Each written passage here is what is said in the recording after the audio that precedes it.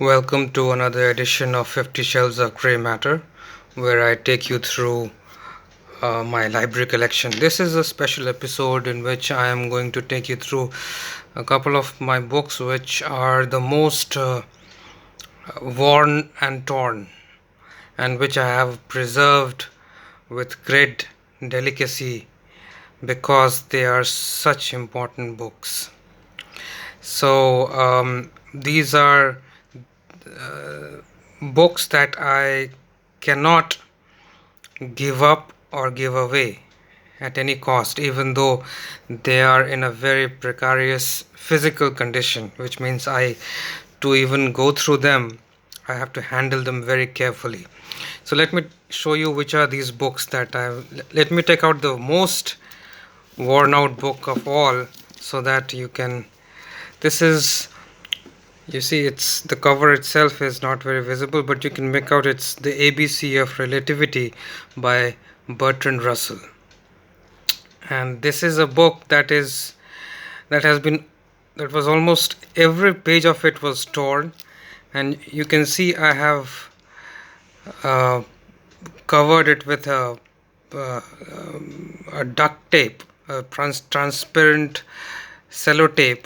Almost every page had to be covered because it was so fragile that a mere turning of page would kind of break it apart. And somehow I have been able to preserve it. And this is one of the classics of Russell. Why do I value this book so much? Because I haven't found a better philosophical introduction to relativity than this. Russell takes away all the crap that surrounds a lot of philosophy of physics that many modern authors um, try to peddle. They try to equate physics with Eastern religions and all, and I was very dissatisfied with it. Russell doesn't fall in that trap, and he gives us a real amazing account of how relativity functions and what actually are its philosophical implications. So, this is the first amazing book uh, that I had to preserve at any cost. I keep going through it from time to time to freshen up my philosophy of physics. But this is a very precious book, as you can see. Every page has been cellotaped, every page, and somehow this old print gives it an additional charm. So I am not very keen to buy a new copy of this book, even though it's quite available. It is not never gone out of print, but I value this copy very much. Okay, another very important book which is also in a very bad condition is Jean-Paul Sartre's The Psychology of Imagination. Now, Sartre, as you know, is one of the greatest philosophers of the existential school. Here is a photograph of him, and this book too has is not as decapitated as the previous one, but it has its own share of misfortunes. But I have again um, wrapped it up in sellotape plastic paper so that it doesn't deteriorate further, and the pages are very brittle. The same problem here. If I don't handle it carefully, the pages will come apart, will just break into two. Now again, this is a very important book because this is one of the earlier works of Sartre. This was written before his Being and Nothingness, and much before his last work, The Critique of Dialectical Reason. And this is far more in the phenomenological tradition of Husserl than his other works, and it is basically um, more about psychology, even though it incorporates a lot of philosophy as well. And this it is about the phenomenology of imagination, all that goes on in when we imagine, when in an act of imagination, from a phenomenological Husserlian perspective.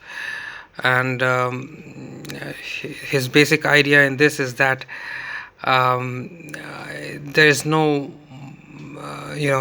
content of mind. There are only modes of mind, and the modes of mind are its content. So that's the thesis that he tries to prove in it, in a very interesting manner.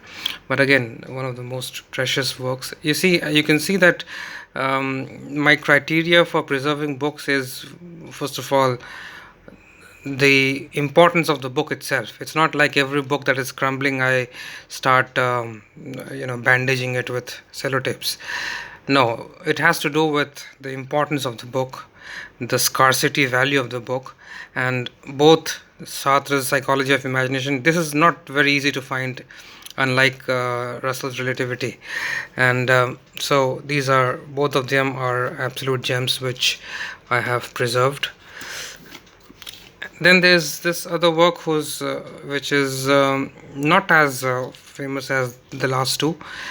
Arthur Koestler's The Sleepwalkers, A History of Man's Changing Vision of the Universe. Yes, you can see that this was a second-hand book that I purchased from somewhere, and it originally belonged to this man Ravinder K. Sethi.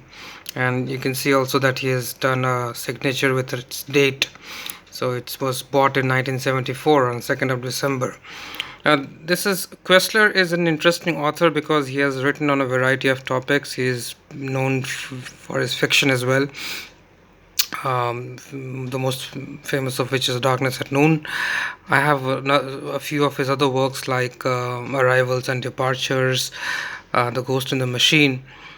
So this is an important work because it is a part of the trilogy of the Ghost in the Machine, chain. So it is a history of physics from from Copernicus, Galileo, Kepler. And the section on Kepler is the most enlightening part of it because he has done much original research in reconstructing the life of Johannes Kepler, and it was very interesting. So I thought this book was also very important and it had to be preserved. It is quite old, as you can see, it's very torn out, but its pages are not that brittle, and you can fairly easily handle the work without fear of destroying the book itself. So this is another classic, precious work that I have preserved. And the last one is another work by Bertrand Russell. Russell, as you know, is one of my favorite authors. As you can see, how much effort I take in preserving his work. But unlike the previous one, which was about physics and philosophy, this is about ethics. This is his work, Human Society in Ethics and Politics. One of his works that I keep coming back to. You can see that I have made copious notes on the pages of this work, and you can see that the pages are very fragile. Again, the same bandaging with tapes I have carried on in this book as well.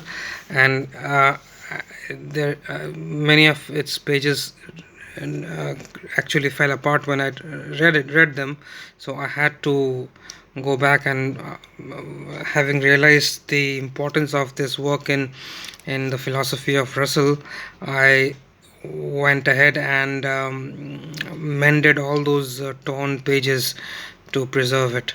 So this is Human Society in Ethics and Politics by Bertrand Russell. A very important ethics work, in fact, perhaps the only book which exclusively deals with ethics of Russell, even though he has written so many volumes, and ethics was an important part of almost all his works. But these four works are